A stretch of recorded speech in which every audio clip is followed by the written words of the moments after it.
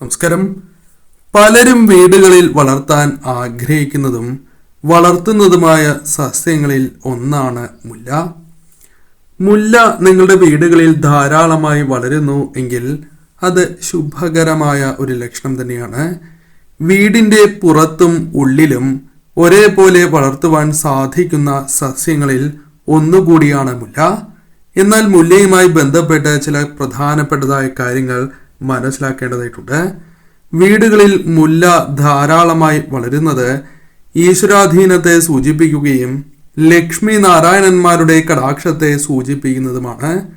അതിനാൽ മുല്ല ധാരാളമായി വളരുന്നു എങ്കിൽ, പൂവിടുന്നു എങ്കിൽ ആ വീടുകളിൽ തീർച്ചയായും ഇത്തരത്തിലൊരു വ്യക്തി ഉണ്ടാകുന്നതാണ്.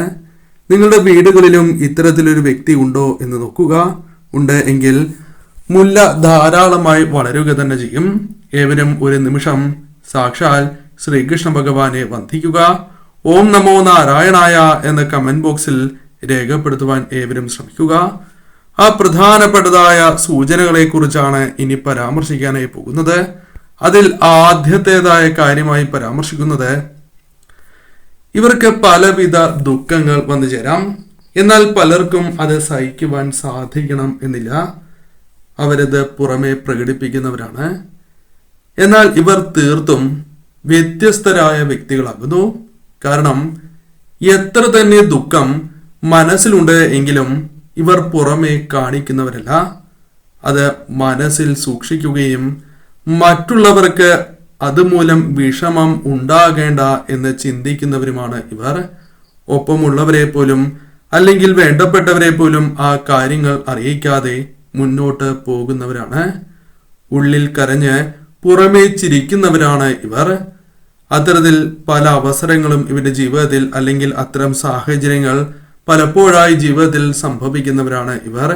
ഇത്തരത്തിൽ നിങ്ങൾക്ക് സംഭവിക്കുന്നു എങ്കിൽ തീർച്ചയായും അത് ലക്ഷ്മി നാരായണന്മാരുടെ കടാക്ഷത്താലാണ്. കാരണം പല ദുഃഖങ്ങളെയും സ്വയം തരണം ചെയ്ത് മുന്നോട്ട് പോകുവാൻ സാധിക്കും എന്ന ആത്മവിശ്വാസം ഇവർക്കുണ്ട്.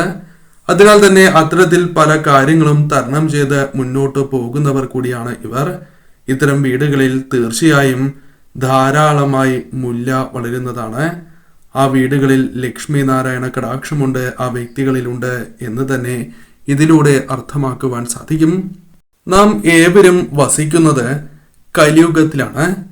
അതിനാൽ തന്നെ പലപ്പോഴും പല വ്യക്തികളും അവരുടെ ജീവിതത്തിന് അല്ലെങ്കിൽ അവരുടെ സന്തോഷത്തിനാണ് പ്രാധാന്യം നൽകുക. പല വ്യക്തികളും അത്തരത്തിൽ ഉള്ളവരാണ്.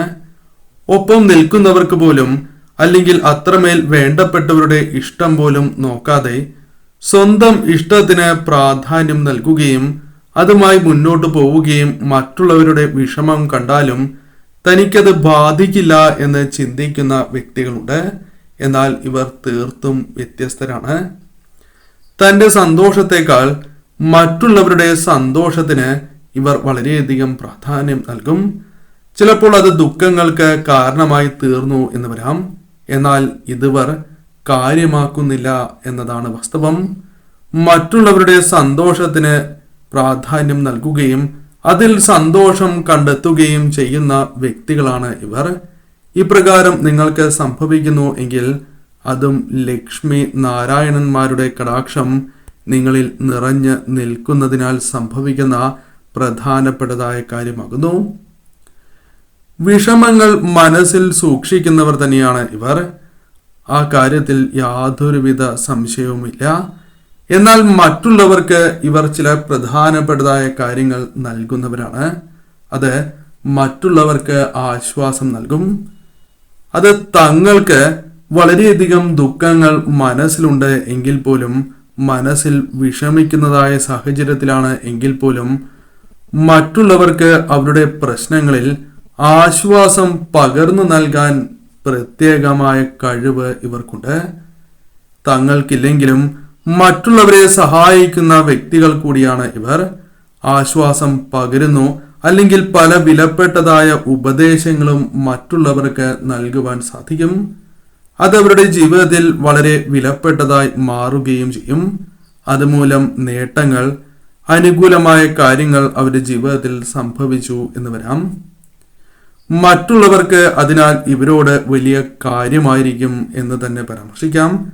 എന്നാൽ സ്വയം ഒരു ആവശ്യം വരുമ്പോൾ മറ്റുള്ളവർ അല്ലെങ്കിൽ പലരും ഒപ്പം ഉണ്ടാകണം എന്നുമില്ല. സ്വയം പ്രശ്നങ്ങൾക്ക് പരിഹാരങ്ങൾ കണ്ടെത്തേണ്ടതായ സാഹചര്യങ്ങളാണ് ഇവർക്ക് വന്നു ചേരുക. പലപ്പോഴും പലരും ഒപ്പം ഉണ്ടാകണം എന്നില്ല. അത് വേദനകൾ സമ്മാനിക്കും എങ്കിലും അതാണ് യാഥാർത്ഥ്യം എന്ന് മനസ്സിലാക്കി മുന്നോട്ട് പോകുന്നവരാണ് ഇവർ.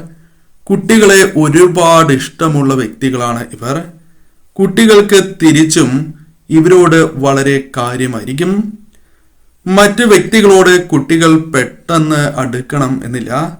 എന്നാൽ നേരെ തിരിച്ചാണ് ഇവരോട്.